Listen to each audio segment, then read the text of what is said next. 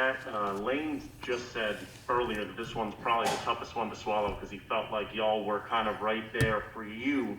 Do you kind of feel the same way? Yeah, I mean, besides those two mistakes that I had, one in the red zone, you just can't have that. I was late. I was late too. There was a window, and I waited. Second window, then they flowed, and like I saw that the whole way, and I just should have trusted it and ran. But it is what it is. It's in the past. I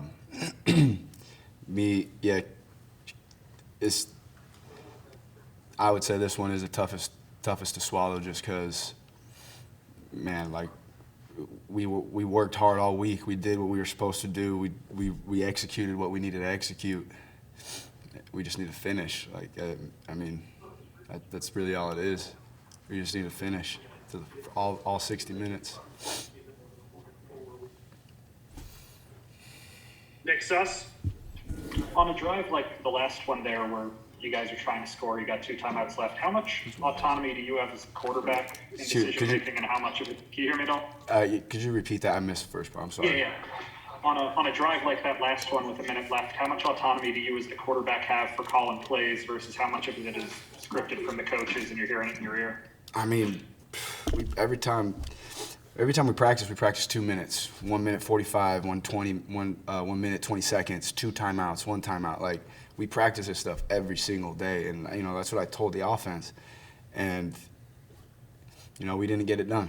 We need to go back to work, and like I said, that's all we really can do. Even when we felt like we did what we were supposed to do during the week, even though we did the extra stuff, we did everything right, and it still doesn't go your way. Like, all you can do is just keep going. That's it. Parrish.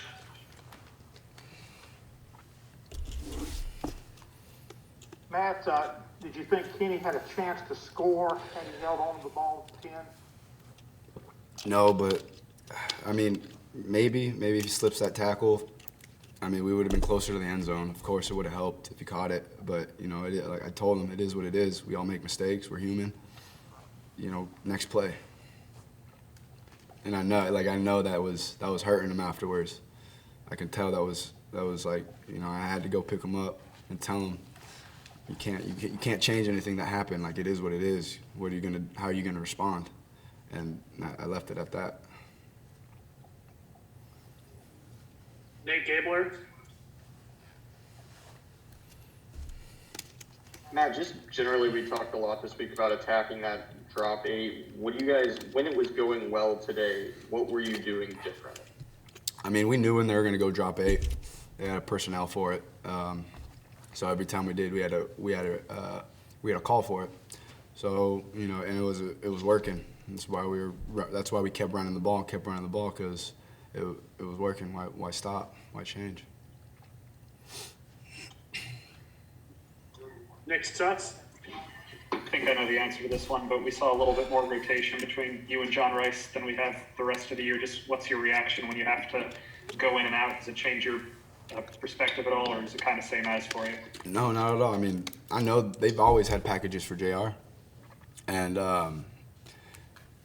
excuse me, it really just that, like, a person like JR, their type of speed, with his type of speed, I mean, that changes the whole defense. When he's out there, they change the defense. You have to, or he's gonna run. And when we kept going back and forth, and us moving fast, you could tell what type of chaos that would cause for them, on them trying to get the calls. So.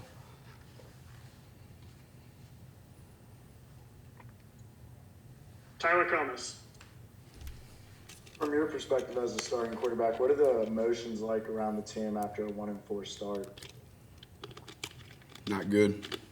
I mean, right now, as I tell them, right now is where we got to come close. We can't separate. We can't start pointing the finger.